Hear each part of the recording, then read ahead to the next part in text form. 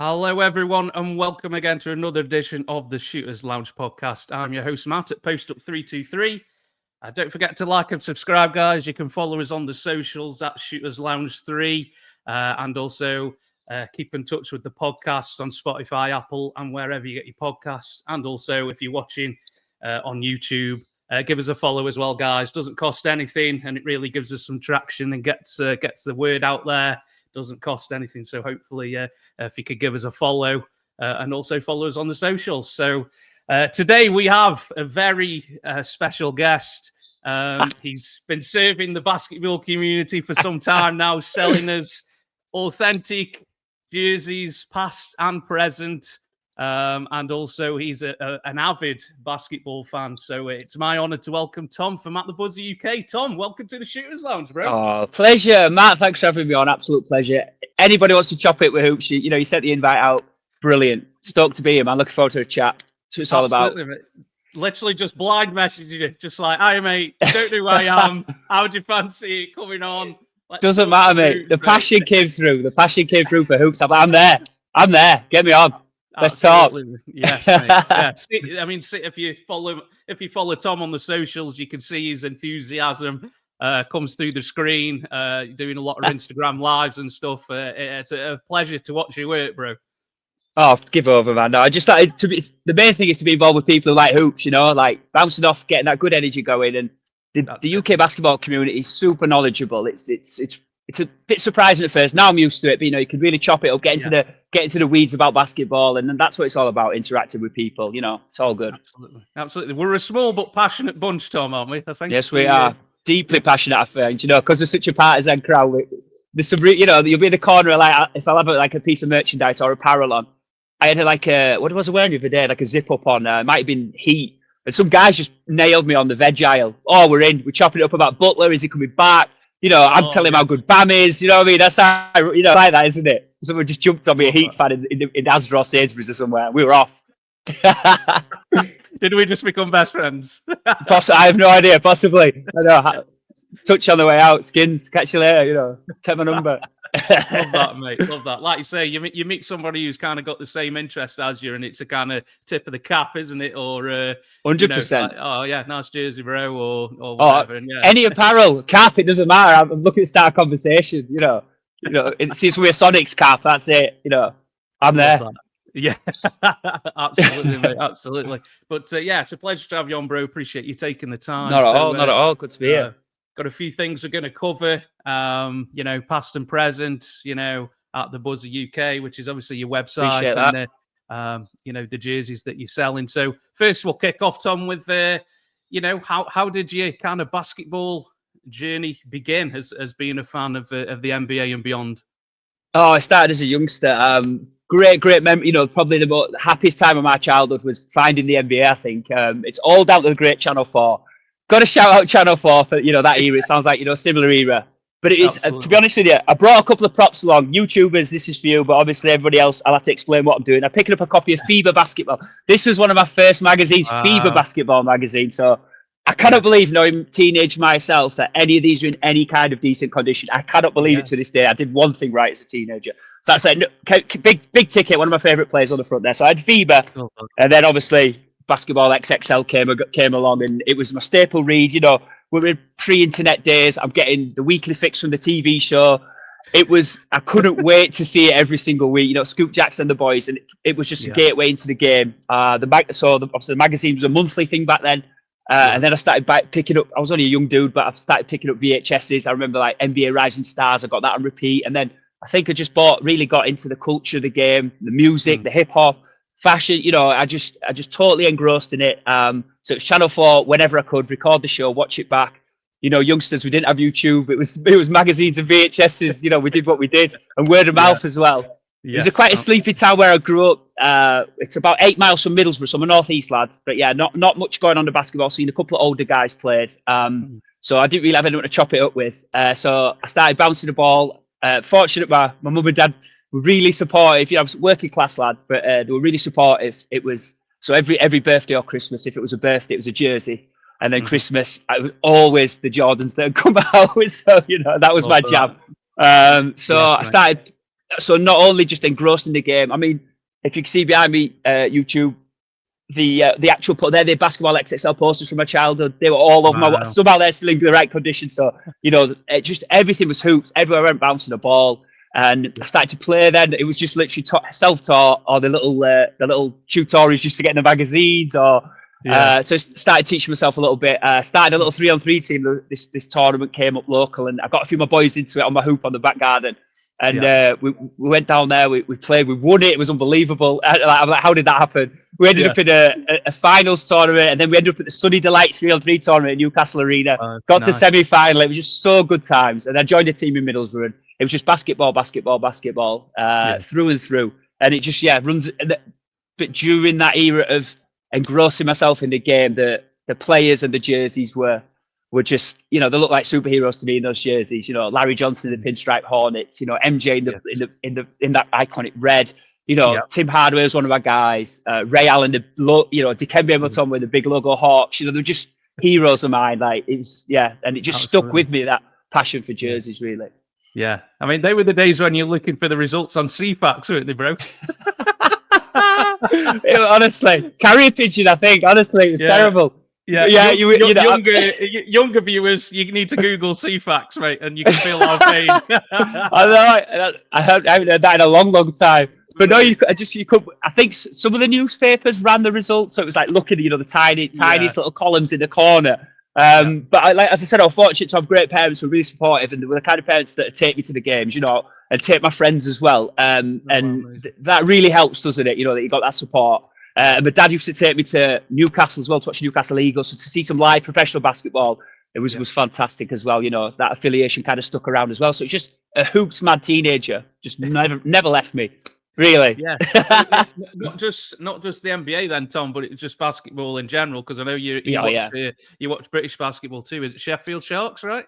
Oh, absolutely. Yeah, that's my team. Yeah, I sponsor the team as well. Like that's a big part of the journey, which I'd love to tell you about at some point. It's been almost a full circle moment. I'm really, really, really into the game. It gave me so much. I mean, I remember one thing about my journey. This is sorry to keep doing this to you. This is a 1998. Great, mate. A 1998 Nike Mad Skills tour. So they travelled the UK, Nike coaches, and they came to Middlesbrough. So it was like a function where they'd work you through skills. They had a little tournament at the end of the day. And I visited that, and it was like the best day, one of the best days of my life as a kid, to play with chop it up with real good players, see where you were at. And, that was in Britain. That was on British soil. The nets that used to play with the old, the steel necked Adidas ones that would survive a nuclear bomb. There was black backboard, Adidas sprawled across it. Can I tell you a little story about those? Still got that with my locals, mate. Still got that as my local, bro. Honestly, that little full circle moment. I don't want to botch the facts for you, but one of the owners, or I don't want to kind of mess his role up, but Yuri Matheson is part of the Sharks. And when I was showing an interest in those nets, and what was it about? Where did it come from? And his name popped up. I know him now. He's like a friend through the Sharks, through the sponsorship. And they secured, it's him and a lady. Apologies, I don't remember her name, but they made a deal with Sport England, I believe, and Adidas. And I think to this day, it's still the largest sport funding the UK's ever had. And they put hundreds of thousands of nets, UK wide. And he was telling me one of the tests was they'd tap it with a bulldozer when it was in the ground. He was telling us insane.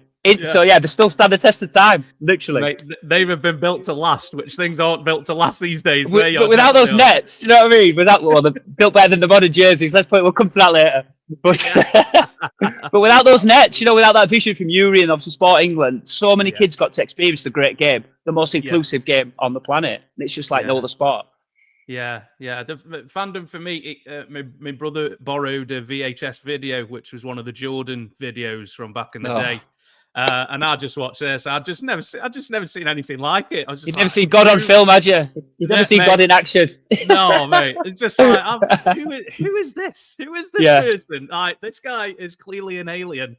He's like, this guy's not as the same, breed as me or whatever. I'm just so pleased through the years that I mean, it came at the right time. Obviously, the awful COVID time, but when The Last Dance came out, the younger gen got to experience what we saw live. I mean, yes, it was the tail end of his career.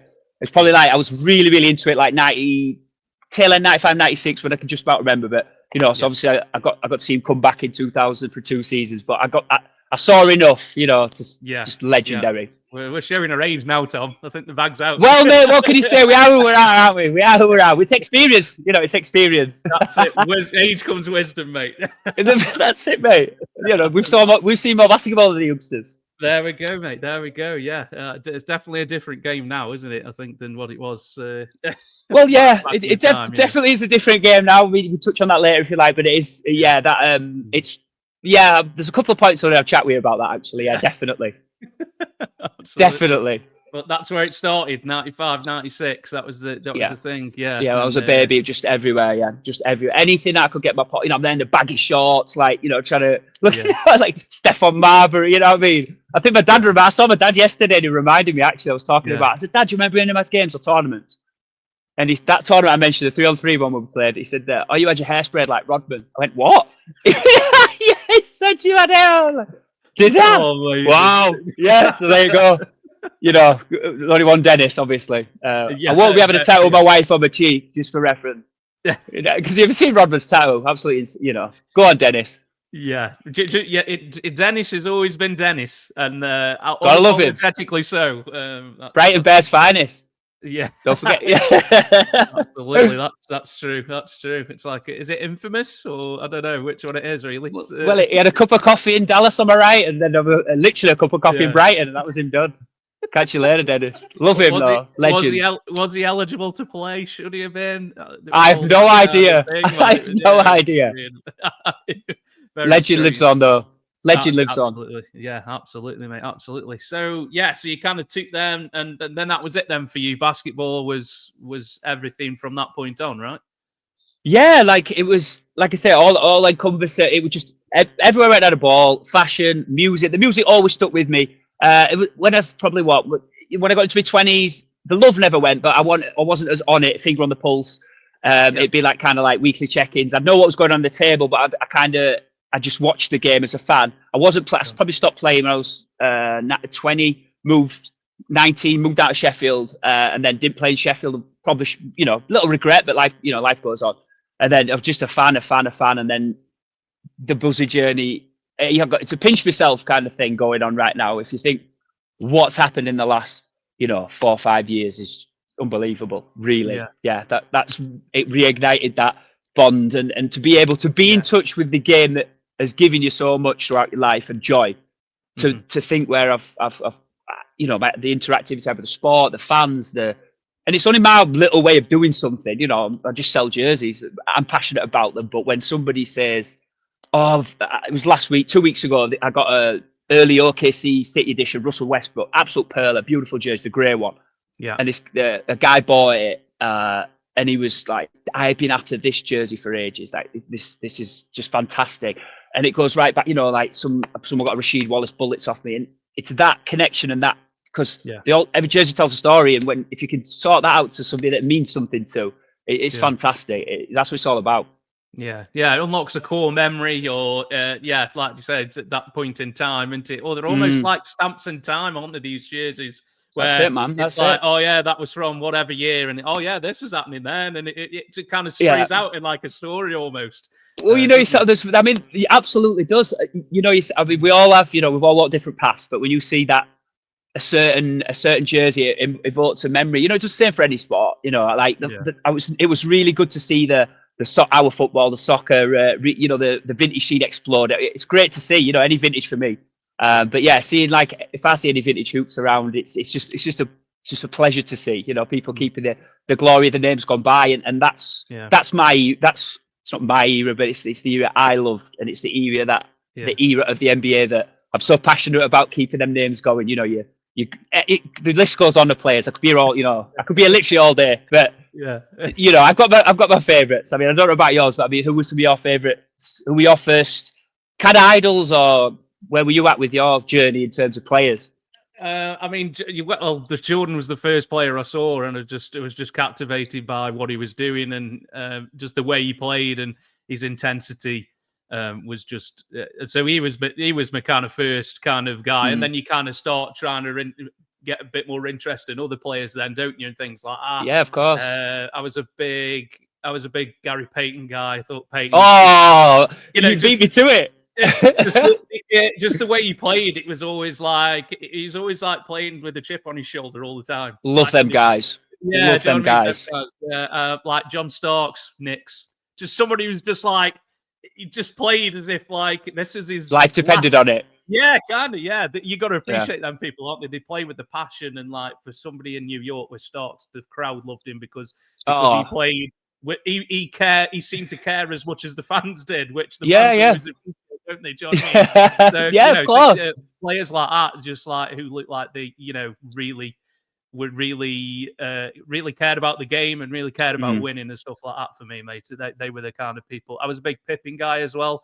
Absolutely. Maybe not so much these days. I'm not sure what he's doing. It's an interesting journey for some of these players. Obviously, I assume some have got good media managers, social media managers. Some are clearly doing it themselves. And possibly, possibly would be advised if But it's nice to see guys like Larry Johnson still have a presence. Larry Johnson was one of my absolute heroes. LJ number 2. And he still keeps in touch with the fans now. And it's such a pleasure. He shares, he shares images from when he were, his college. It's just fantastic. And then, I think some of a couple of wonderful moments for myself personally, when you get a bit of interaction from the actual player on social media. If you posted one of their jerseys, like Reggie Miller did it. He does it as much as he can. But I got his pinstripe number in, I got the very rare pinstripe Reggie Miller jersey in, and I managed to get a Pacers shooting shirt that matched it. So I did like a little Reggie Miller montage, cut some edits in, of him firing up some threes, and I think he gave the old Spike Lee choke out, and he did a little fire emoji, and he was like, "This is great," and message, it's fantastic. I went to the Magic. I was fortunate to go to the Magic against the Pistons last year in December, and I shouted out JJ Redick or number 7 Redick stitched it, and he was like, "Oh, this is message. It's great." You know what I mean? Just think that they've actually seen it, and it actually got a really random Stacey Augmon shots, one of my favorite jerseys. Stacey Augmon, Plastic Man, big logo Hawks, and he was loving it in the inbox. He's like, "Oh, thanks, bro." I'm like, "Thanking me for?" One of the Plastic Man was crazy. Stacey Augmon shout out, honestly. So that's special. You know what I mean? They were my idols. Yeah. I think some of the older guys, they're just thankful that somebody remembers them almost. Probably, yeah. Like, oh my god! Oh, that's great. Yeah. Somebody, Well, this, it's thanks to the internet, isn't it? We're so lucky that you could just for free on your phone pull up the 96 finals, 2001 final. What so and so's 13 points in 35 seconds T-Mac, 61 point Bron. It's unbelievable. We're so fortunate. Yeah. Who's your GOAT then, Tom? What we're saying? Who's the GOAT? Well, all I say is when LeBron wears the Lakers jersey with the Michael Jordan logo on it, there's only one GOAT, and that is MJ. So, there he is. Fully enough. We've got him hiding in here. There he is. Look, there he is. Yeah. No, listen. On that, it's an era-based thing, right? Surely we chopped up for the first 10 minutes. We probably could have done 10 hours on the 90s hoops.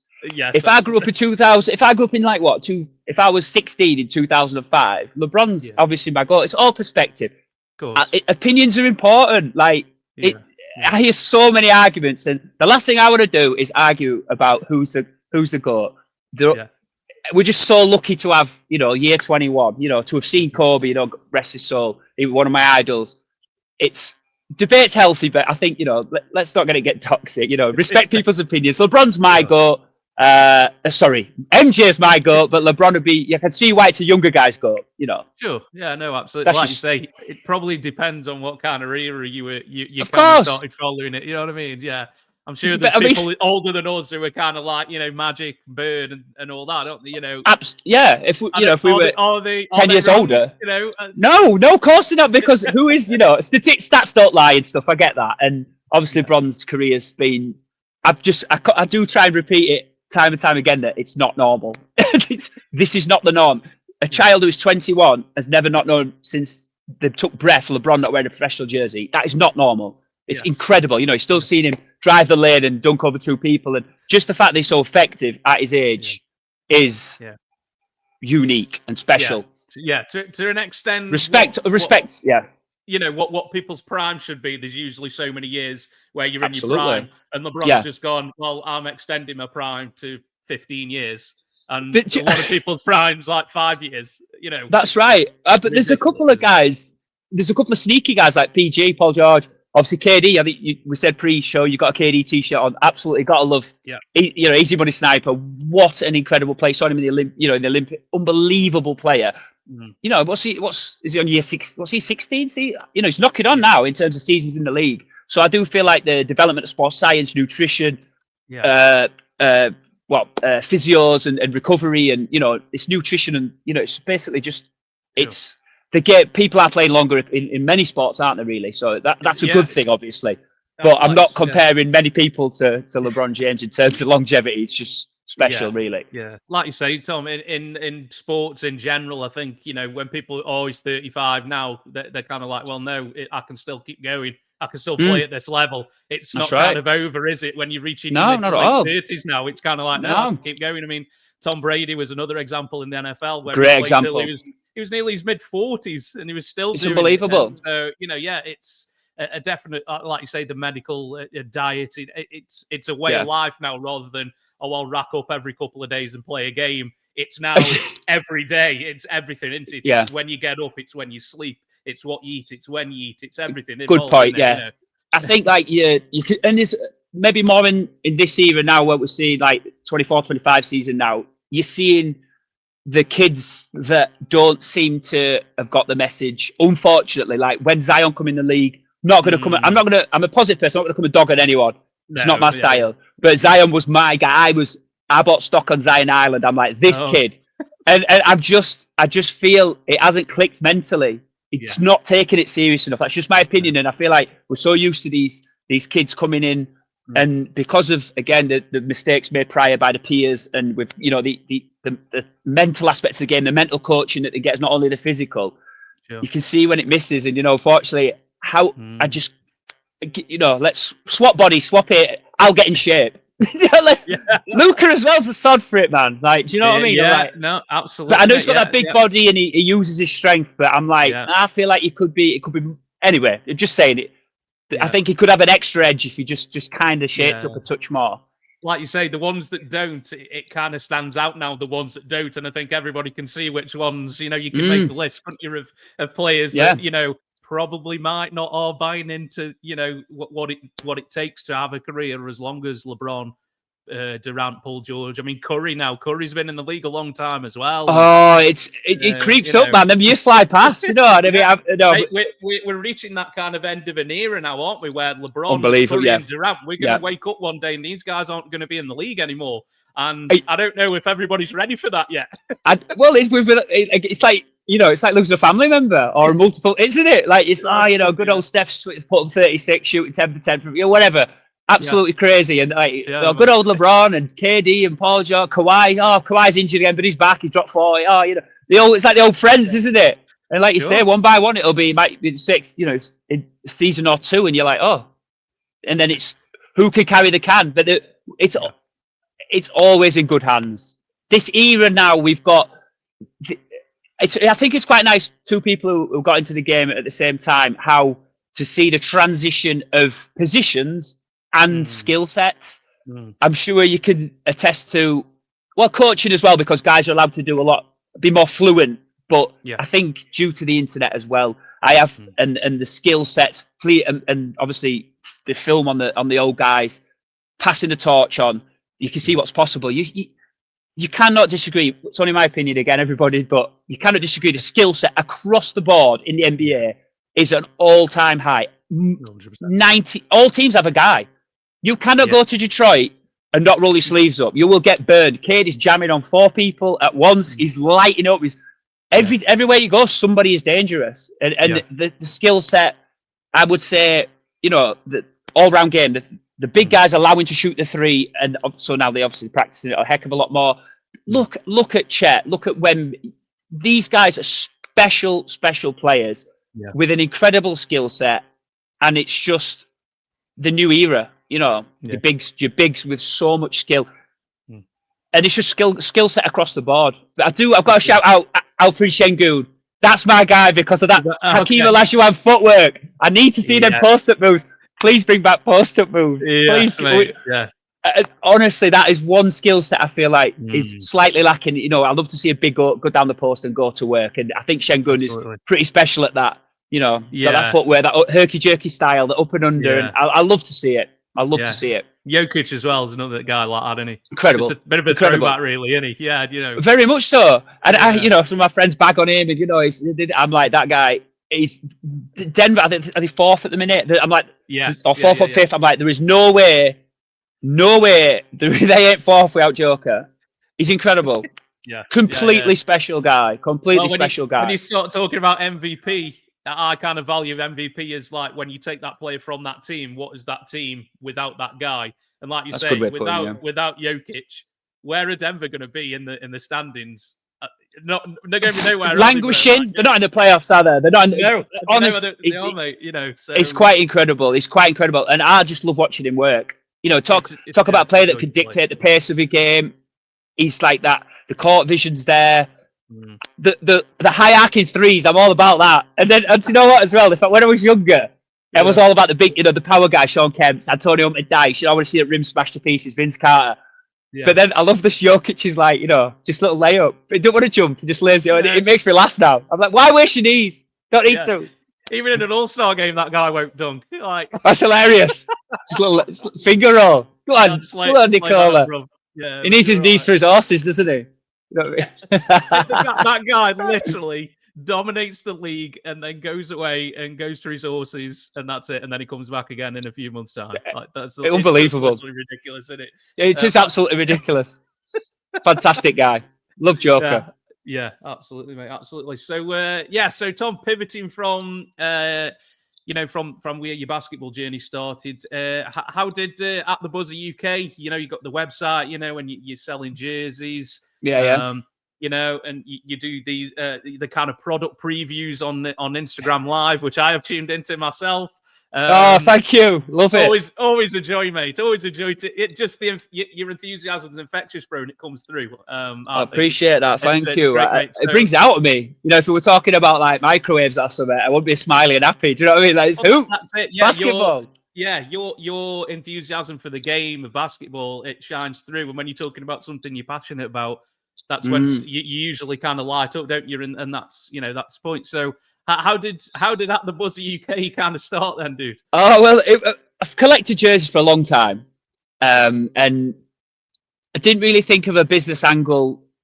It was just I was just collecting and started to like ramp up my collection. And we mentioned COVID earlier. There was obviously a terrible time for many. And it did create, obviously, a lot of people were online. You know, a lot of people were online. And at this point, we didn't have a lot to do in terms, it was during the lockdowns. It was actually my wife, Lucy, she was like, wasn't my wife at the time. She's like, why don't you try sell? You know, she's so passionate. You've got the knowledge, you know, through having the years of collecting, you learn to spot the fakes as best you can, you know, they get better and better, but you do your best. So it's the knowledge came and the enthusiasm, the passion. So it was her idea. Shout out Mrs. Buzzer downstairs. Shout out Mrs. At The Buzzer.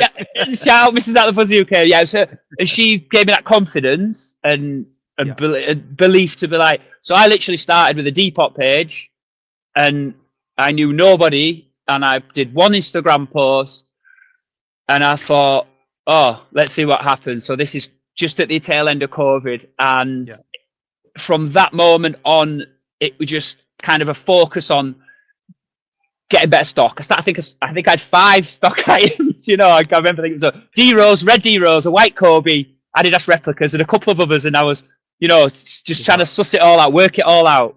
And to think how the journey's progressed. I always knew I wanted a website. I wanted a point of, you know, that was a bit more of an easier source in place. I know there's apps now. One day, but the website is there for, and I always wanted to try and provide a good quality piece. These were my early goals in my head, a good quality jersey that you might not be able to find everywhere. Saves people searching, looking, and bit of a minefield on social, on selling apps I found at the time, you know, tricky, literally 90+% fake. So if I could take that out, package it up nice for somebody, you know, and just, that was my vision. And it just kind of started off to snowball after like a few months. And the people who I met along the journey are now, you know, I've got many who are my friends. People are so supportive. And I always knew that, I felt that it was, I wanted to be, it's about the people. Everything's about people. A game is a game because there's people playing it. Anything's popular because people support it. And it was like, I wanted to make it not only a basketball, it's not just about the money, it's about celebrating basketball, having a community. So, we'll have some good laughs on there. You see, joined in. Yeah. Encourage people to talk about the players they like, the teams, and just chop it up and have some fun. And it's a bit of a, not only a business, but on the social side, I run little daft things on my story. Like, it's such a bit of escapism and just somewhere to talk hoops, really. So, yeah. When the website came along. The segment that you did No. with the what to do with your fake jerseys was that was so tongue in cheek. People got triggered. People got so triggered. Why do you hate jerseys so much? I have absolutely no issue. Whatever you want to wear, fake, that's your business. Do you know what I mean? That was just pure banter.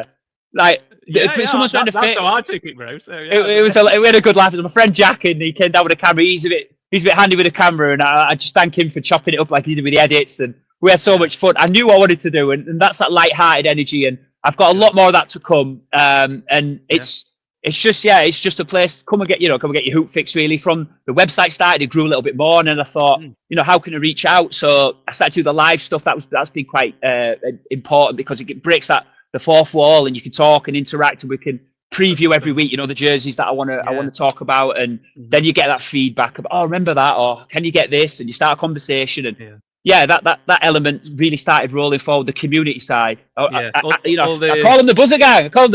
You do, like mate. That's the squad. The gang. Yeah, it's the squad. Yeah. They know what I mean. You need that affiliation. Or they're telling you that they hate you because the bank account's going to get hit again.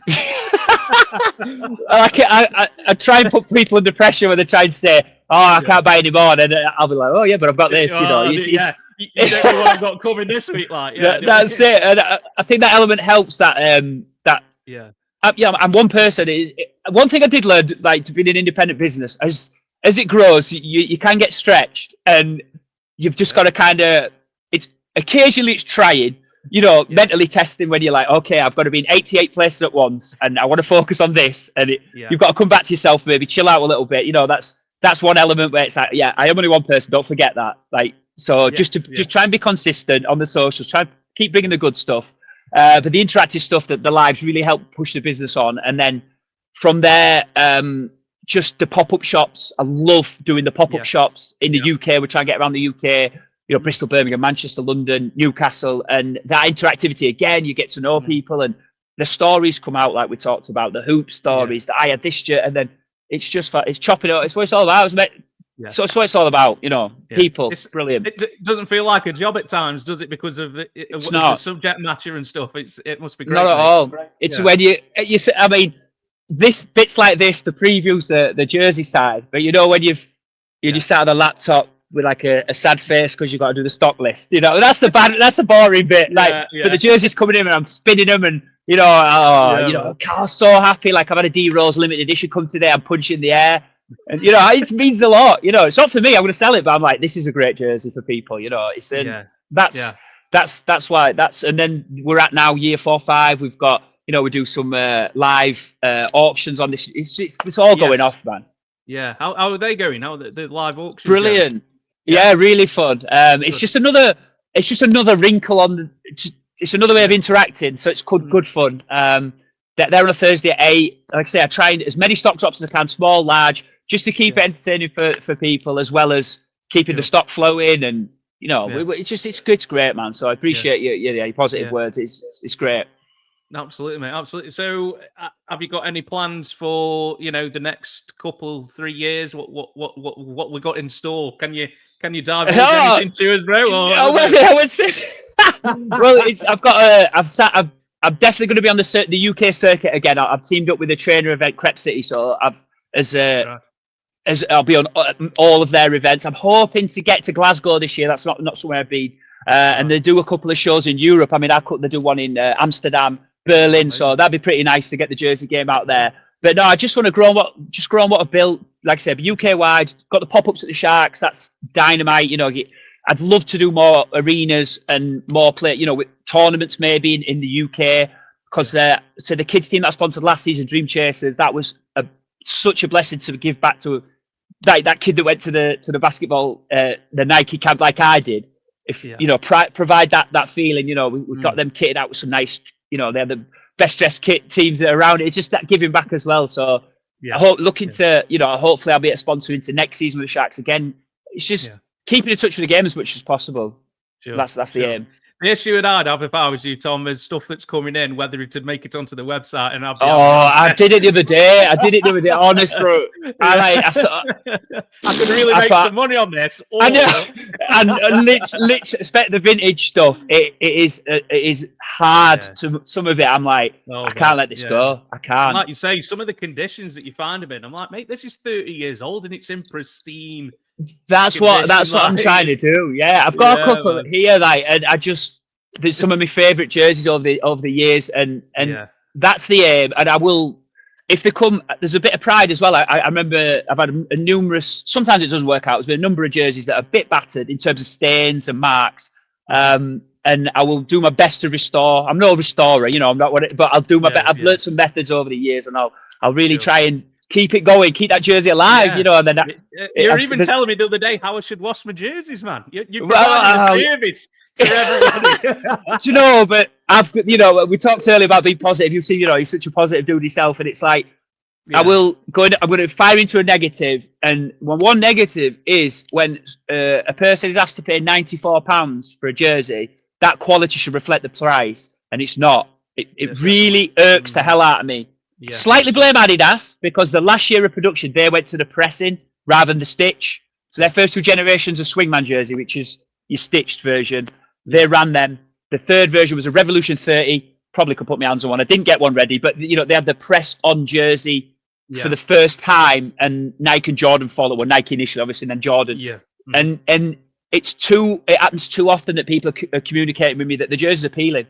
And that's one of the reasons I put that guide out. But it's 94 quid. I mean, mine are 65. That's not slight plug, but I charge 65. The 94 are Nike. Yeah. But the point is, I don't make them. The condition is a condition. You put them up against any early Adidas, Reebok, old Nike Swingman, Champion. They're just it's not. It's disappointing that people are paying that much, and they should be stitched or at least use better damn glue. Well, I mean, it's not. It's like after a couple of washes as well, isn't it? We're not just talking like something that's been washed like 25, 30 times. It's like second or third wash, and you see it peeling. If you get it, it's really disappointing when you spend people. I'm not like saying people can't afford £94 every month. It's a heck of a lot of money. And you make that investment. You want quality, don't you? And that's the only slight disappointment. I mean, the designs and the super creative with the additions. It's great, but you are asking people to cough up, and then if your jersey's going 6 wash, you slip up. You put it at 40 degrees once, and Ion Edwards is coming off. You know what I mean? You paid 104 quid for a City Edition Anthony Edwards. Cool. Cheers. Come on, like that. It does mean that a bit. It does mean a bit. Yeah. Right as well. Yeah. I'm going to say. I mean, we like to be positive on the Shooters Lounge, but it's a great point, mate. Yeah, it's a lot of money, isn't it? And if you're only getting to kind of appreciate it a couple of times before it kind of starts being defective, it's a bit of a letdown, isn't it, man? For sure. It doesn't happen to them all, but it's too often. I'm not going to slander Nike. Lawsuit on my doorstep. All right, cheers, Shooters. At the Buzzer UK attacks Nike. I'm absolutely dead. I'm absolutely done. I'm done. We should never go on that pod. That's the end. Catch you later. The Shooters Lounge. I've got him. Yeah, it's his fault. Jokes aside, but no, there's still. I'm still pleased the designs. They've stuck. I'm all for the traditional. I love that teams, like certain teams, like obviously Lakers, Spurs, Bulls, keep to their iconic roots. I really love that. I really, really do. But then smart with the City Editions statements. I mean, I know they're sneaking in the classics, which obviously nostalgia bites. I love the statement editions. They're wonderful. But I do like the playfulness of the City Editions annually. I do like that. And obviously, I know the statement editions they do last longer. They run them for longer. But the City Editions are fun, the annual release, because everybody goes batshit. So I'd swear. Everybody goes batshit about how bad they are. Then within a month, they're all like, I kind of like that. And I'm like, reserve judgment until you've seen them up close, because a jersey with numbers on and a player wearing it looks a hell of a lot different than just a mock-up. Well, you get the leaked images, don't you? So far in advance. Internet goes mad. Yeah, internet goes mad.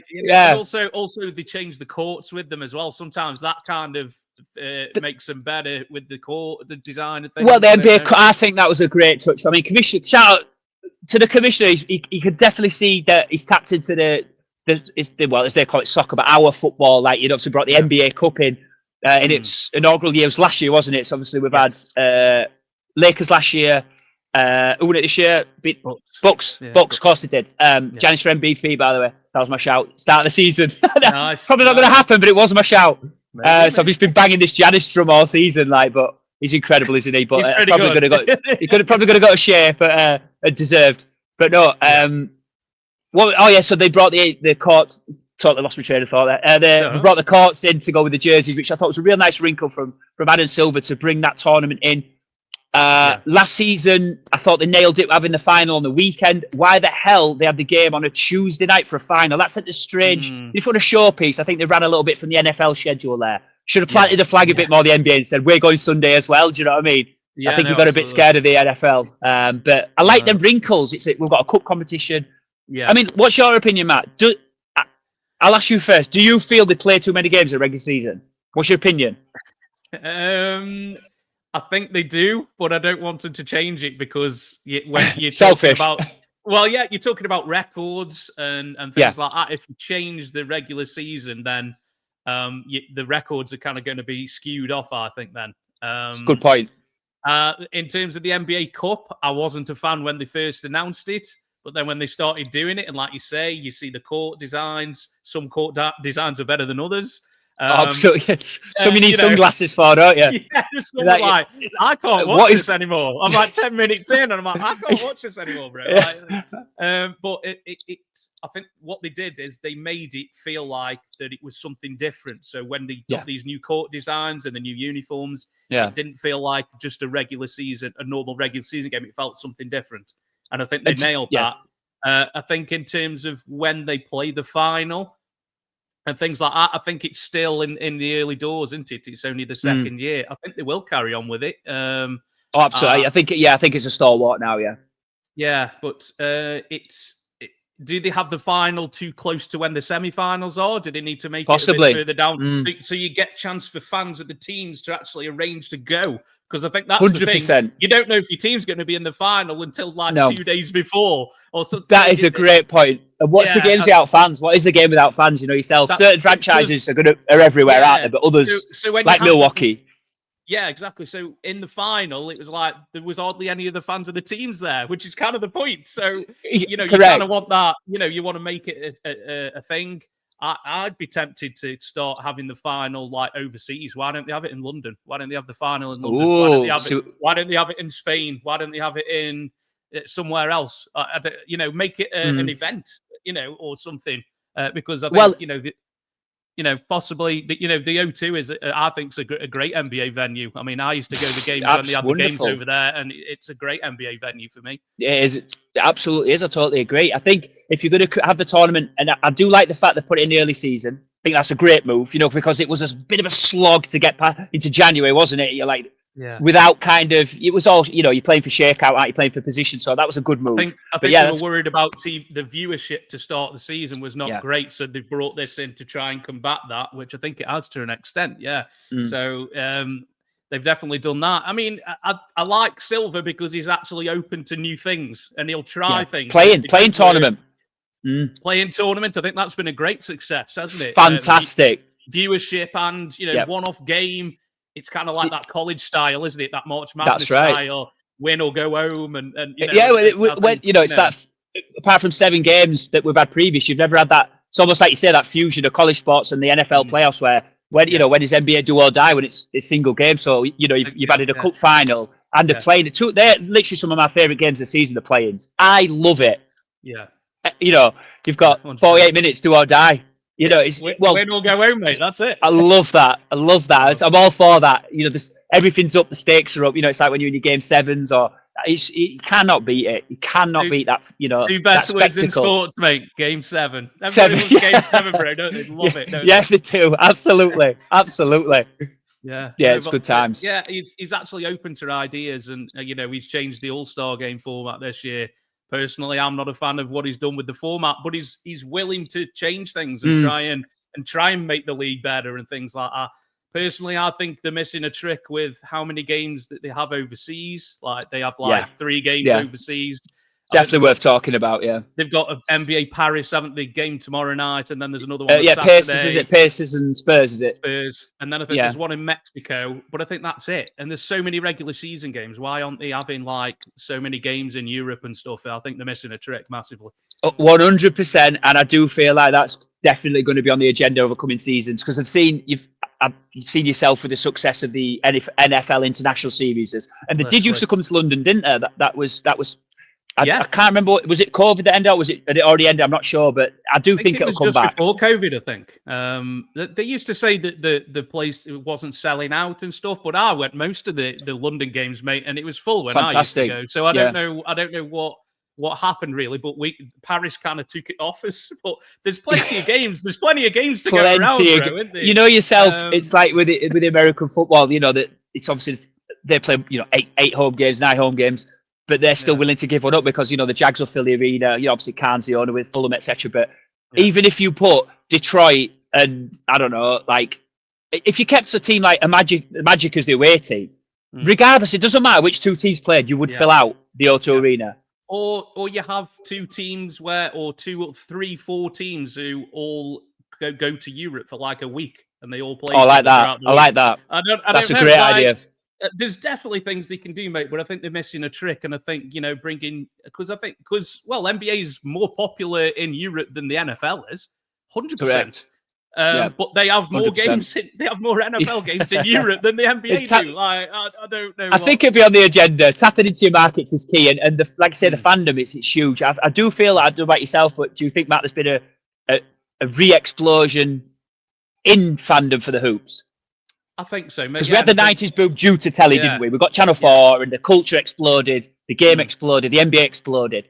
And I feel like there's a real bubbling again. I feel like, there's a real interest in the game again. I think it being on TV again helps because it wasn't on TV for a few years, was it? And then Sky Sports kind of picked it up back again. And now it's Discovery or TNT, whatever it is called now. TNT, whichever. So I think that helps as well. But I think, maybe, the last 5 or 6 years, mate, I think there has been a bit of a boom. So, why not? Why not take advantage of that? And, I'd go if it was at London again, mate, I'd be there, bro. I know. I won't be missing. Playing, mate. I'll go watch Portland versus, Utah. Oh, get Scoop going. Sheridan Sharp, come on. Danny Advia, come on, let's see him. Let's see it. Absolutely. I'll be there regardless who plays, really. So, do you have 100%. A team in the NBA, Tom? Is there a team? Well, I've got enough. A question, probably one of the most regularly asked questions from like new people that follow the socials. And I mentioned earlier about keeping these magazines in good condition. The fact that I made it such a intellectually lifelong decision in my teens when I was a moron to not support one basketball team was one of the greatest decisions I've made in my life. I have enough pain in all my other sporting lives, so I'm happy that I can root for. I could turn a game on, appreciate the game, and I always root for some. I always have a soft spot for a team. It might be because of the coach, it might be a player, it might be. So I'll have a half an eye on a player or a team throughout the season. And like this, I had a little this season. My soft spot was a Bucks. I'm like, once Doc coming, I'm like, I hope Doc can do it. I know Dame ain't done. Can Dame stay healthy? I know Giannis is that guy. They've lost pieces. Does Chris Middleton actually have knees? We hope so. Like all this, they lose Giroud, they lose all this. And I'm just like, there's something there. And I'm so pleased they're doing a bit. I don't for a second think they'll win the title, but they're kind of them, a little keep half an eye on. And then I'm a big underdog guy. So the Pistons going nuts. I'm loving. And the changes.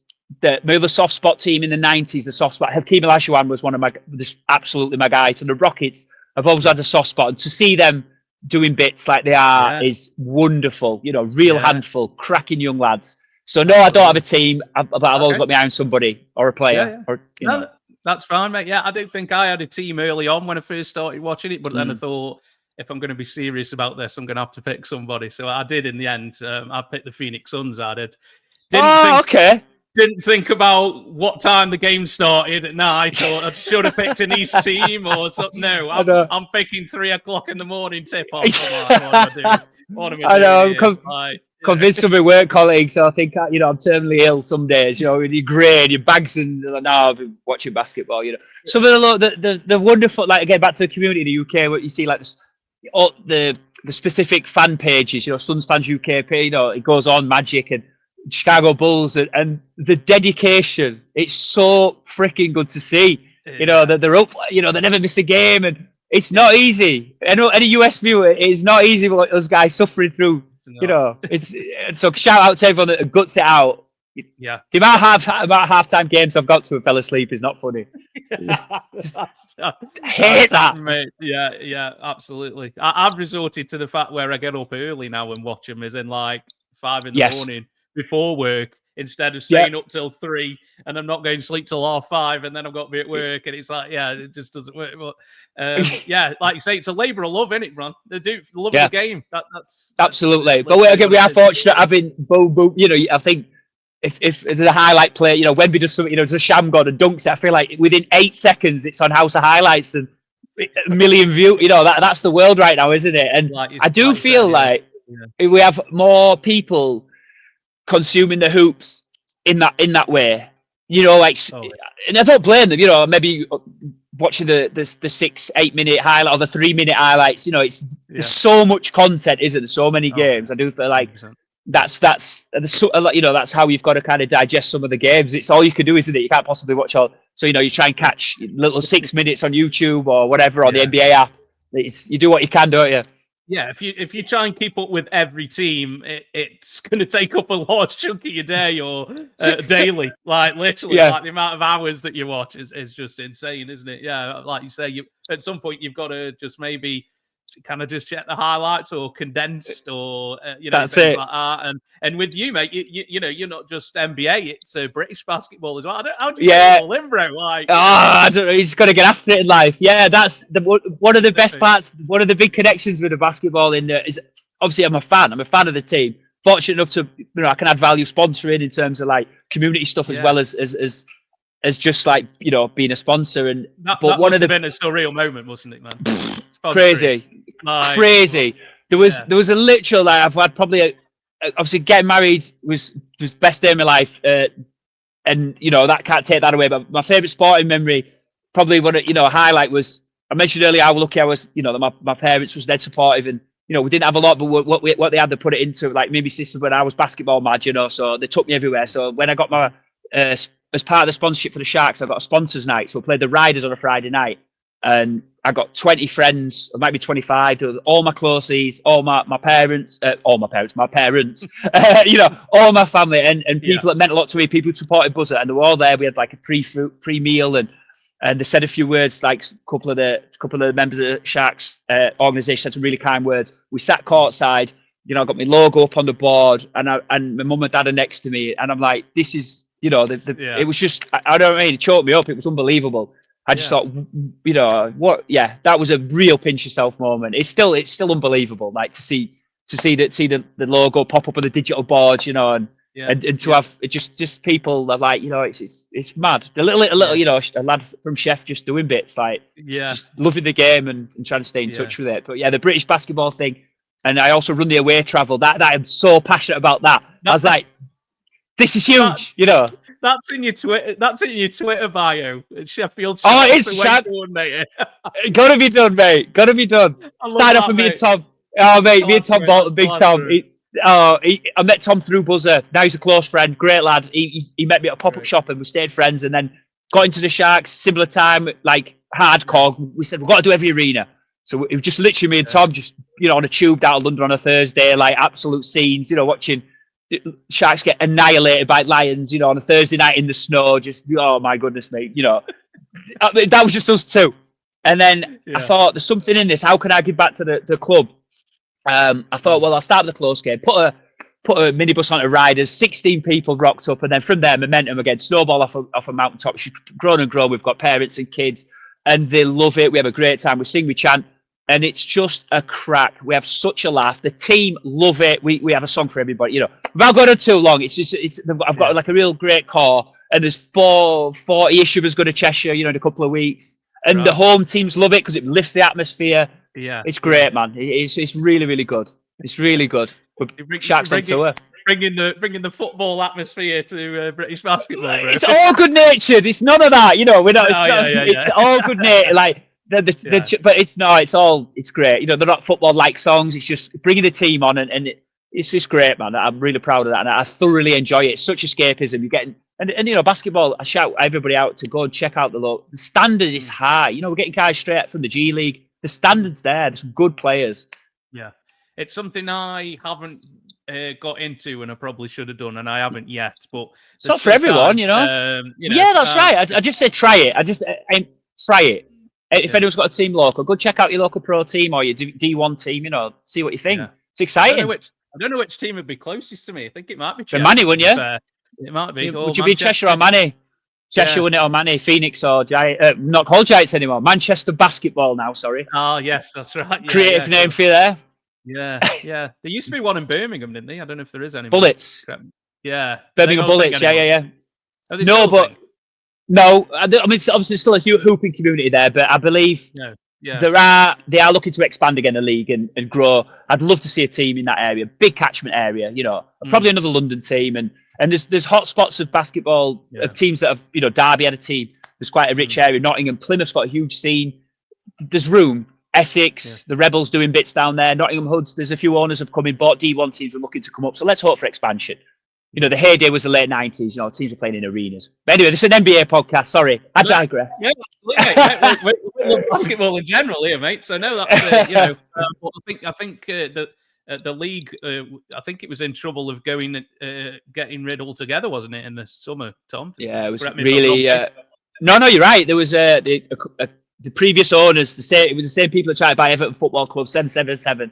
And there was some serious black holes in the finance, put it that way, and it was bad. It was a bad day, bad few days for British basketball. The license by the British Basketball Federation, they revoked the license to 777 to have the league. So basically, the league owners did a miraculous job that there's a league this season. The fact that it's on DAZN for free, you can watch all the games for free, and the fact that they got the Reebok team deal over the line, and the fact we had fixtures and we lost Plymouth, unfortunately, that sucked. Like the great franchise, but they struggled for an arena to play in once it's been a real team effort to get the league going, and it's thanks to the owners that they're as passionate as the fans, really. So we really did lose it, and now they got the license on a short term. So let's hope they can expand, and then more franchises come in and people can embroider British hoops.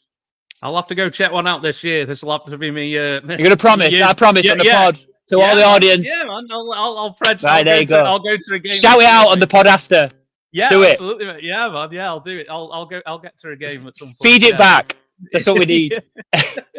Complete British basketball novice. It doesn't matter, man. It's basketball's basketball. No, absolutely, man. Absolutely. So, what are your thoughts on the NBA this season, then, Matt? Who's kind of caught your eye? Who are you most impressed with this time? Well, we mentioned the Rockets earlier. So the start of the season on the Instagram page, I always do a predictors league, and I went Celtics, and then I went OKC conferences. Feel like OKC strengthened, adding Caruso, great squad guy, hard-nosed defender. Hartenstein was a massive loss for the Knicks. Good, solid, big, pick and roll. He just does all that. Mr. Blue collar guy does it all. Chet, I love. Gutted he got injured, but with the bigs, you're just fingers crossed all the time. Same Wemby, is it? We don't want to see him pick up injuries.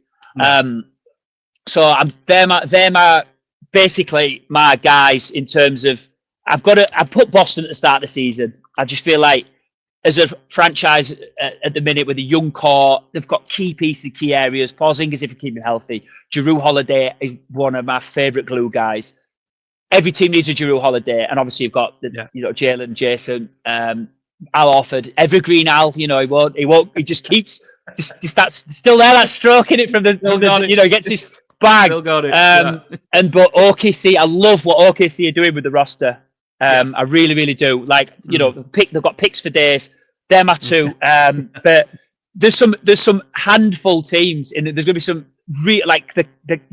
you can't look past the Cavs and the player. They're going to be tricky to play against. The record speaks for itself. Have they got enough playoff experience down the stretch? That's underrated in my opinion. Yeah, I feel like it's baby steps, isn't it? Boston have got over the line now. They puff the chest out. Yeah. They've got MVP on the team. They've lifted the trophy. They've done it. How far can these teams? Dallas obviously. I don't think Dallas will go as far this year as they did last year, and there's just going to be some real speed up teams. Bumps in the road. What you don't know what you're going to get with likes of Rockets. You don't know what you're going to get. No. Can LeBron pull it? I can't see it. I can't see the Lakers. To be honest, I didn't even have them scraping through the playoffs. But so I'm sticking. Strength. There's multiply strong. Like you get the Magic. Who wants to play the Magic with a fit Paolo, a fit Franz, and Cole Anthony and Suggs in the playoffs, and there are deep. There's so many deep teams we talked about earlier. A lot of teams have guys, so it's a Denver who wants. It just goes on. So I'm still sticking with Boston overall, and I'm saying OKC Boston final. I know it's predictable. Sorry, viewers, but I just think OKC are a bit older. They're that season older. They've added 2 key pieces. But I wouldn't want to. There's 9 teams at the minute you wouldn't want to play in the playoffs. So I think we're going for a real good season. I really do. I think it's going to be just a mash up again. I think the series will get drawn out. I think there'll be 2-2s and 3. I think it's going to be a good season overall. Yeah, I think the West is a bloodbath. Obviously, I keep an eye on the West brutal. More than most. Honestly, mate, you think, we're going to get a nice little run of games now, and it's like, no. You get the Kings one night, the Wolves the next night. Yeah, I'm going to say, Lakers, it's just like the Kings. Aren't the Kings on a revival at the minute? Like, obviously, Coach Brown went, but they're tearing, aren't they? Since they got rid of Brown, they've lost the 9. I know there was out raw like Coach Brown, and then they got they obviously galvanized. But again, key pieces: Sabonis, Fox. It just DeRozan, king of the mid range. Thank God the mid range is still going. We didn't even mention the mid range and harping back to the 90s, but thank God it's still going. We've got to touch on that when he said about this season, the playing style. So we've got to have a minute on that, dude. Like, absolutely. So I watched. Who did I watch of the week? And in fact, the Christmas night game, Celtics Sixers. There was a period of the game, and both teams went up and just basically built an iron ship. It was like clang, clang, clang, clang, rebound, clang, offensive rebound, clang, clang, and I was like, right. Why haven't we gone inside? Like what's going on here? Granted, Celtics shoot the highest clip in the NBA, don't they, for threes, I think. They average about 47, 48 threes a game, which is ridiculous. Right. Ridiculous. But if it's going into this stat era, which the stats don't lie. But I do feel like all franchises playing that way, which the percentage are trying to go with the stats, the analytics guys, aren't they? And it's not a good spectacle, when the Pacers are at Charlotte and, it's just woodwork and iron for 6 minutes. And I'm like, are we going to see a team break the mold, go a bit more run and gun? And I don't know. I like the teams like the Hawks I like watching, but as far as the style, I think it's not as fun to watch because it's in my opinion, I'm not enjoying it as much, the 3-ball era. No. But it'll change. Possibly. I hope. I mean, at least when you see Boston, the ball does still move, even though they take a lot of threes. It's those teams with Harden's Rockets back in the day that I didn't enjoy, where he was just so ball dominant, and it was just that's not the basketball I want to watch. And like you say, for their own, bro, isn't it? Do you know what I mean? In terms of what kind of style you like. I mean, Steph Curry's probably got a lot to blame for this, really. But they'd at least. Steve Kerr's Warriors, they would have Draymond facilitated. That was good basketball. The way they work the screens and such a good, clever passer. I know he gets a lot of slaver, does Draymond, but he's a very, very, very elite basketball IQ, and his passage elite. So the way they'd work Steph into positions was, I can watch that kind of basketball. But screen, double screen 3 from like Jordan Poole, bong, and then it's back to Jordan Poole, bong, and it's like, come on, But then I don't want 18 seconds when I've got the guy's just dribbling and then it's a step back 3. That's not the basketball I want to watch, mate. If it's winning basketball and it's your team, I guess that you'd have said the Harden Rockets.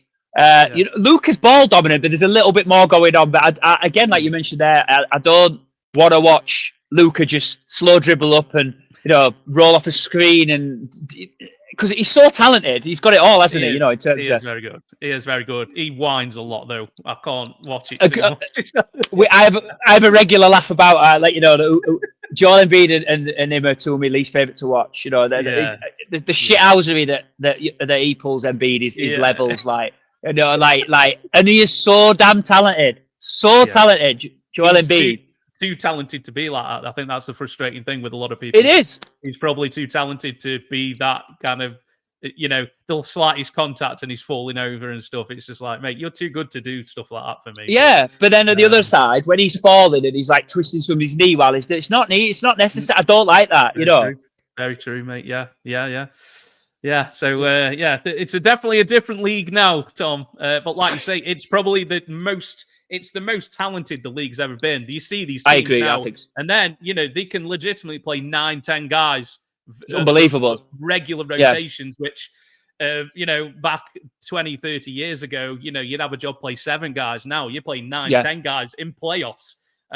So it's definitely changed. The league is as talented as it's ever been, mate. And I think you kind of made that point earlier, bro. I just totally agree with you. Like you say, no. It's worth saying. It is like you look up the guys who do this, you know, the passing, the skill set, the positional awareness, and the fact the molding the positions into that. You know, your bigs can do. You know, they set picks, they can pass, they can shoot, they can run the rim. It's just a different game, you know. And you've got your midi guys. You know, your 6'6", phenomenal. You know, like some of the games, I'm like, who is that? Like, you know, and I'm like, who is that? And then I'm like, banging in three. Like the kid in, I'll butcher his name if I try, but the white kid in Milwaukee, I put some a few weeks back, and I'm like, who is that? I can't remember his name now, and it's draining threes. I'm like, who is that? Like, I don't even know who that is. Like, it's not like me to not know players, you know. But now the talent, and we're all different in terms of things we like. Yeah, absolutely. But, absolutely. Yeah. I've got a soft spot. I don't know about yourself, but for pint-sized players, got to shout out the under 6 footers, like. For the last 30 years, you know, your Muggsy's onwards, Rod Strickland's, and you know, Yuki now in the fans love it. Look at Yuki in Memphis. You know, I mean, gets garbage time a lot of the time, but shout out the pint-sized point guards. We love you. Yeah, we absolutely love you. Or the guys who are massive, like Bol and all them guys.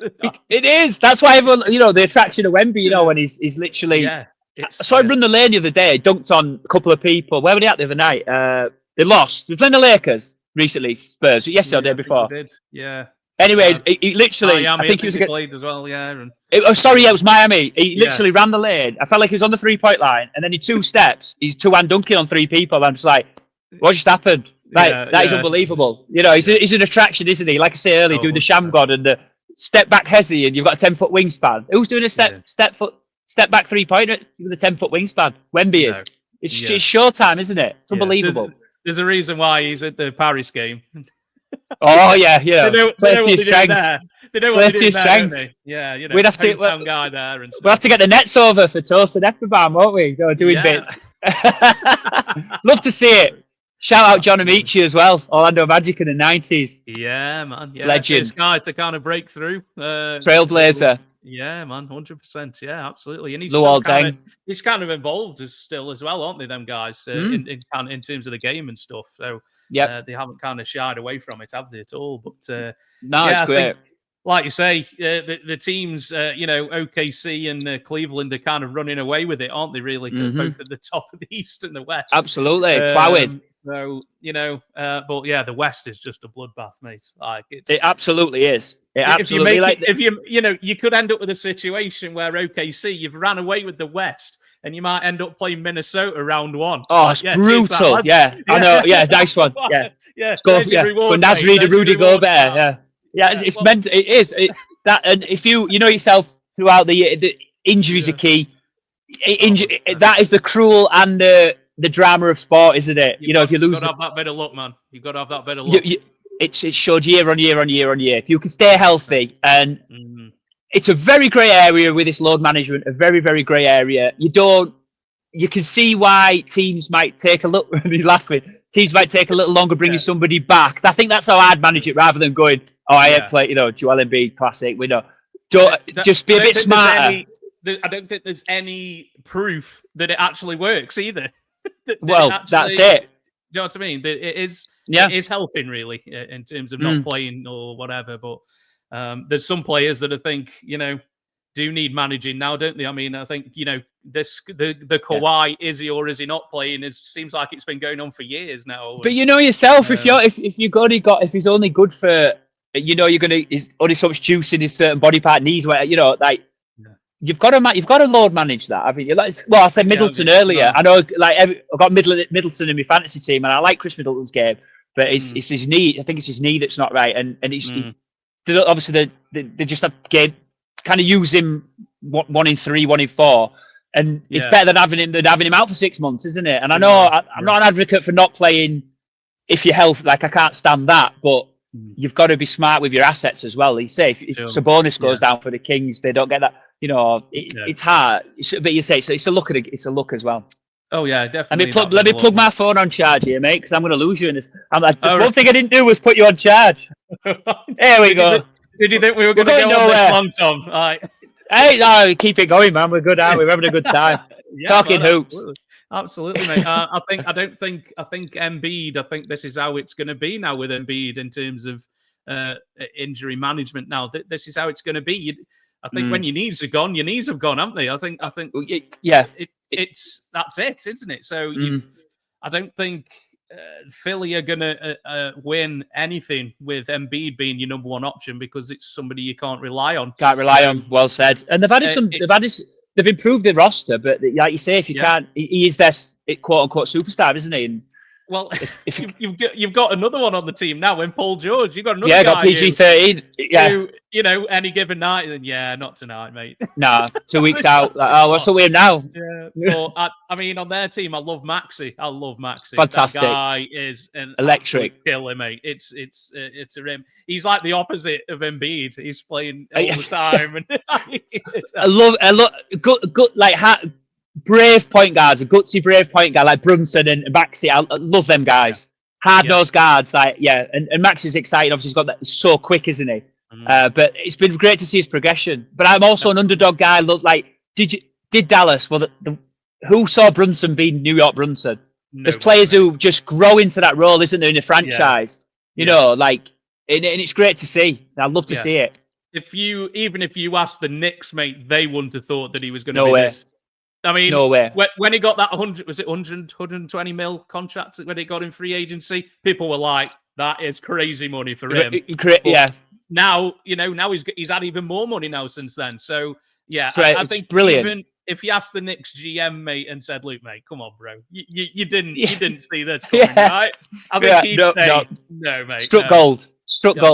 Yeah, but sometimes. But Cat's been a nice pickup too. Yeah, Cat's been a nice pickup, and I've always kind of liked Cat. I mean, he says some daft things, and he does some boneheaded things as well, Cat. Where mate, I'm waiting for that Cat stupid foul in the playoff game. It does it to what when he just doesn't. He's falling over somebody at half court, and you're like, Cat, you are so important, integral. Didn't the T-Wolves? I don't know if he's cleaned up as much. I haven't seen that much of him on the Knicks. I just see his box score on it. It's usually impressive. Not as much boneheaded stuff yet, but I'm waiting. Good. I've kept that. Tibbs will not wash it. They're the only team. If there's actually anybody's left, if there actually is any knees left, was Tibbs puts the minutes on the boys today. Josh Hart, poor lad. I'm surprised he's not in a coffin by the end of the regular season. Do you know what I mean? You get played in New York, don't you? You play your minutes. There ain't no load management with Tibbs, mate. No, mate, you're in 40 minutes. Get on. The load management is you're playing the whole game, mate. So I love a coach like that though. Sometimes he's again a bit of a throwback, really, kind of come up. He's done great, hasn't he? Got to give him credit. He's done so well in New York. Good times are back. A franchise like that. There's no. I don't like to say deserves in sport. It's good to see the garden bouncing. The playoff nights. Because it's a kind of city where it invokes emotion for away players. Look what Trae Young's done on that court. Gotta love that. Rolling dice this year. We had, shushing and bowing. It's fantastic. The New York crowd, man, different breed. Yeah. I am one of the rare people who think the league is better when the Knicks are good. Because there is no place like the just Garden, said it. mate. Yeah. There's no just said it. I agree with you. Place like a playoff game in the Garden, mate. There is no place like it anywhere. It absolutely isn't, mate. Absolutely isn't. Knicks fans get a lot of hatred, don't they? Because I don't know, people just don't like New York or something. But I think when the Knicks are good, I think the league is better off for it. And as much as it pains me to say, probably the Lakers, if they're good as well, well, better for it. I mean, it depends on how your algorithm is on your phone. But it's like, I guess Man United, if we're talking British point of view, Man United are like lowly 3/4 way down in the Premier League. Lakers have been a bit wishy-washy, and they get more coverage than a team that's going well, like the Magic or Cavs, especially is a great example. They're absolutely balling out, and granted, OKC did them without the two bigs, didn't they, by a lot, but Cavs are playing really, really exciting basketball, and they're not going to get that coverage. So, when these teams are bubbling, and Lakers I think they get too much shine. I'll be honest. I'm not here to at all, but I agree with you, mate. Media-wise, they get a bit too much shine. Instead of we'll talk about Cavs and OKC, it's what's wrong with the Lakers headlining next. Yeah, JJ Redick's been in the job 8 minutes, and let's get him sacked. It's just nonsense. It's just nonsense. You know what I mean? Want to hear about the Lakers right now. They're like. No, I want to hear about who's hooping. You want to hear about teams that will take the Kings on a run. I want to talk about the Kings. Why they're on a run? Who's doing well off the bench? That's what I want to hear. But that's just me. No, absolutely. Yeah, I mean, very unpopular opinion, bro, but I'm not a massive fan of the TNT crew because it's far too much messing about. I want to know what's going on in the game. Yeah. Why are they winning? What are they doing? But instead, we're griefing Barkley because he hasn't won an NBA title. Oh, they're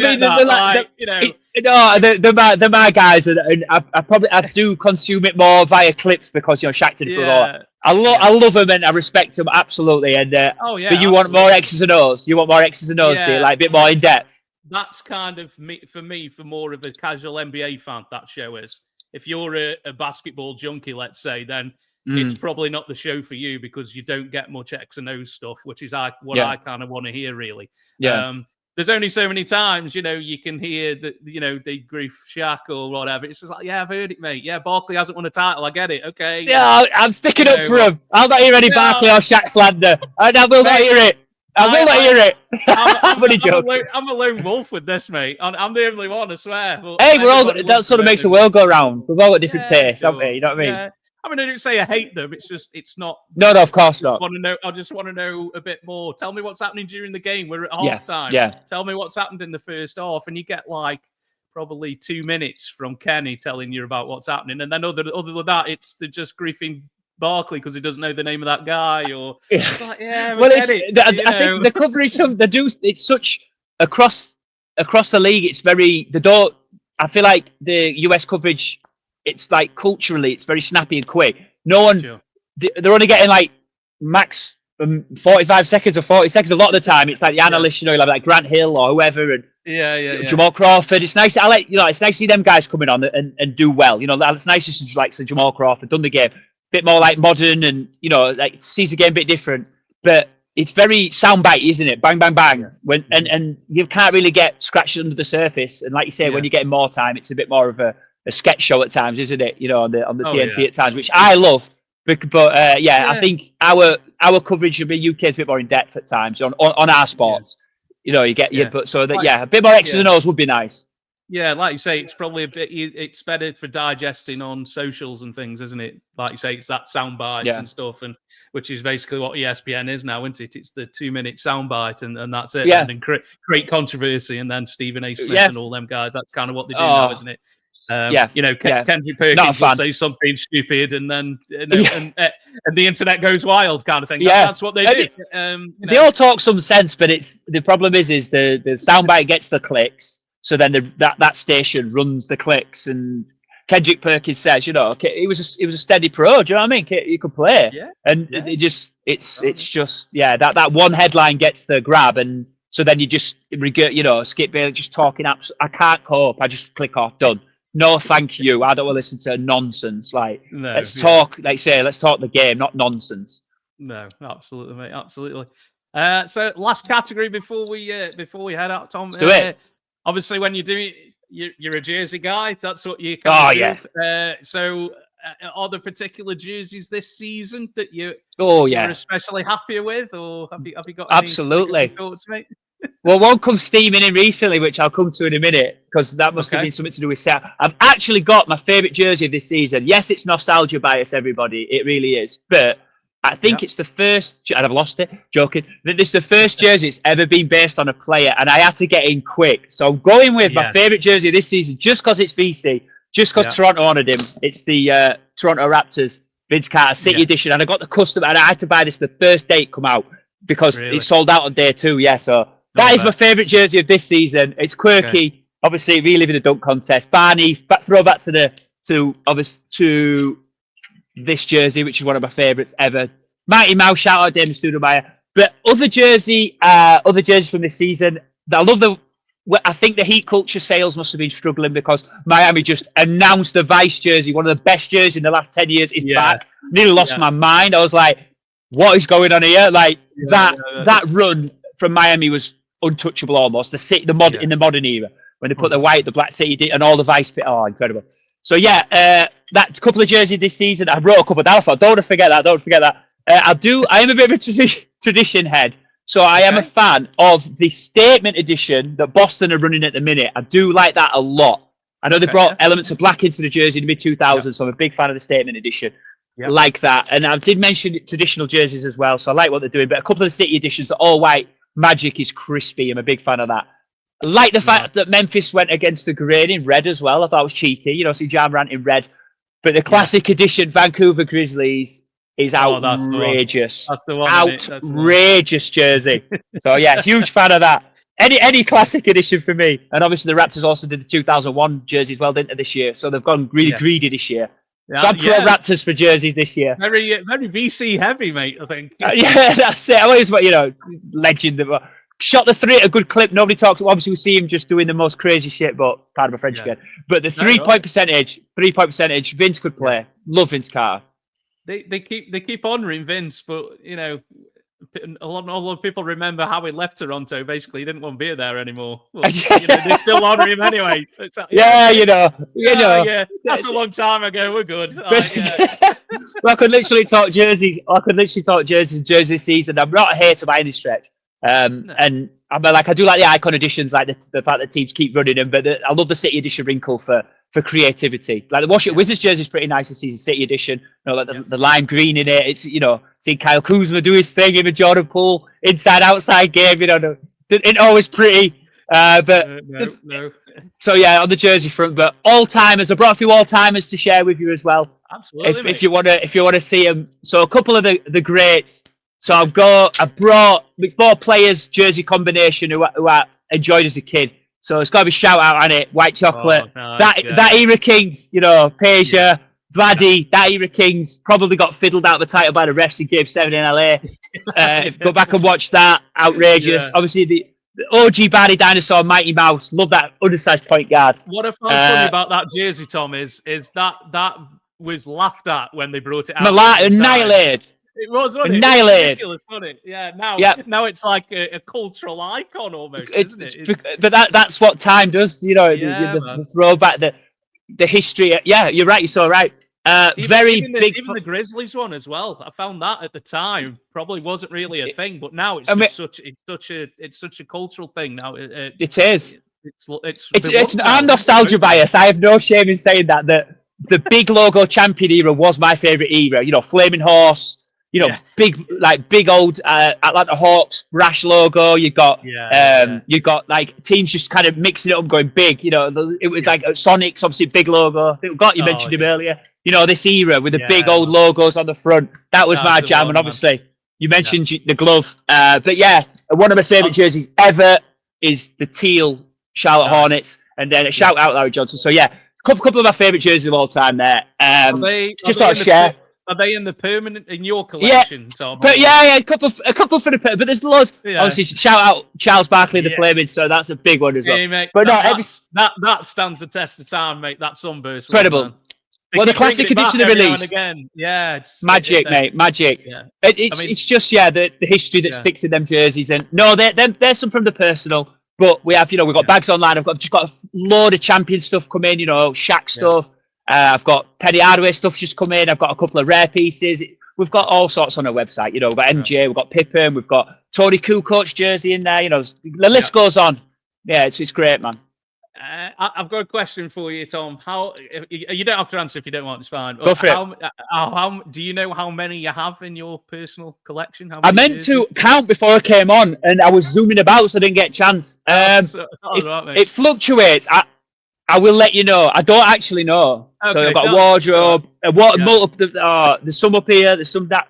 Yeah. So I'm just actually sat in my loft now. That was part of the progressive buzzer as well. Forgot to mention earlier what started in the cupboard, and then my wife's like, come on now, you can't have another water that's just going these wardrobes, and then best thing ever did was come up here and just all kitted out with rails and just Jersey heaven up here. Yeah, plus it's a great place to do your lives and stuff as well, isn't it? There and well, nip down and get a brew. Come on, we're all right, aren't we? Sound. Don't have to go anywhere. do the live preview for an hour and then duck out and we're done and we're sound, mate. That's it, mate. No, it's all good. It's all good. Absolutely. But if anybody wants to sell jerseys to you, do you buy them off people, or do you buy them from? Or can people do that, mate? Absolutely, yeah. If you've got something you're looking to move on, thanks for that. I didn't think of plugging that one, but yeah, if you're looking, you've got bits sat to draw. I love it. Yeah. Got some bits and bobs in the draw. Jackets, tees. I'm really trying to push the jackets and tees as well. I love the jackets and the pullovers and the hoodies. I'm really trying to get more in. But if you've got anything, hit me up. I'll always help. And if somebody needs an authenticity check as well, if you're on that, it begins in V and ends in Tud, and you're struggling to just drop me a message on the socials. That has very much brought a new avenue to selling clothing. It's interesting when you see again, it's knowledge is power unless you know how to use it. And when you go on there and you're looking and you're like, well, I'm like, you want £85 for that? What you're claiming is a Derrick Rose St. Patrick's Day jersey. I know it's fake. You're telling everyone you're running an authenticity. Nobody's perfect. Things sneak through. It's not. Sure. No, it's just. But I think when you've got to be careful. Yeah. But I'm happy to help anybody. Usually, when it's too good to be true, it usually is, Tom. Isn't it? Fact. Since when it comes to vintage clothes, vintage pro sports, definitely is. Yeah, but so we just people can get in touch. Obviously on all the socials, mainly Instagram's like the kind of the hub.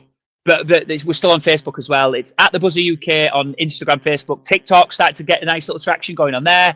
We're on Twitter as well at the Buzzer _UK. That's just share some thoughts and share some bits. So that's how you keep up with the drops and where we're at and stuff. And if you just want to have a basketball chat, or that's come and join us if you're in the UK or anywhere else. Don't really matter. Absolutely, mate. Absolutely. Yeah, fantastic, dude. Yeah. So. I think that's all we've got. Unless there's anything else you want to bring up, Tom, before we. No, mate, it's been an absolute pleasure. Thank you. It's just been a pleasure. Thanks for having me on. Love chopping it up, and we've got some nice topics as well. We kept it varied. I've thoroughly enjoyed it. I'm glad I've come on. Thanks for having me. That's the best way, man. The unscripted things are usually where the good content comes from. That's what I was hoping for. Chopping it up. Yeah, see what happens. Well, it's a pleasure to have you on, mate. Thank you so much for taking the time, bro. It's not at all, man. Appreciated, but. Hopefully, if you want to, you're welcome to come on the Shooters Lounge again, bro, and we'll talk about it Take you up on that. The season, man. Absolutely, mate. It'd be my pleasure, mate. But thank brilliant. You very much. Do you want to just say where people can follow you on the socials, bro, before we head out? Yeah. Didn't you, sir? Yeah. Thank you. Website is at thebuzzeruk.co.uk. So you find our full range of stock. Interactive side of socials, Instagram at the Buzzer UK, all one word. Facebook's linked to that, so same community there. TikTok at the Buzzer UK, all one word, and X is at the Buzzer _UK. Still call it Twitter. So that's it. Come and find me. Come say hello. Twitter, X, whatever. Absolutely. Yeah, go give Tom a follow, guys. He's doing a great thing for the UK basketball community, selling jerseys. Go follow him on the socials. It's well worth it. He always has a funny clips going on, and also the lives and stuff. Always. We try and get some highlights on as well. Yeah, man, absolutely, mate. But thanks a lot again, mate, for coming on. Much appreciated, bro. Enjoyed it. So I'm Matt at Post323. So you can follow us on the socials, guys, at Shooters Lounge 3. This podcast will be available later on this evening as we're recording this, and I shall chuck it out on the socials, so it'll be available on Spotify, Apple, and wherever you get your podcasts. Or if you want to watch our beautiful faces, you can rewatch it on YouTube as well. So listen to it instead. Yeah. Apart from the magazines, and the jerseys. Apart from that, forward to them bits. Skip to the magazines and the jerseys. That's the best bit. Visually, anyway. Well, a man from Stoke and Sheffield might need subtitles. I don't know, but well, good luck with that. See what happens. Yeah, absolutely. But thanks a lot for coming on again, Tom. So, guys, we'll be No back problem. again with another guest very soon. Be talking about all things NBA. So, thanks a lot for tuning in, guys, and we will see you again or hear from us again very soon. Take care.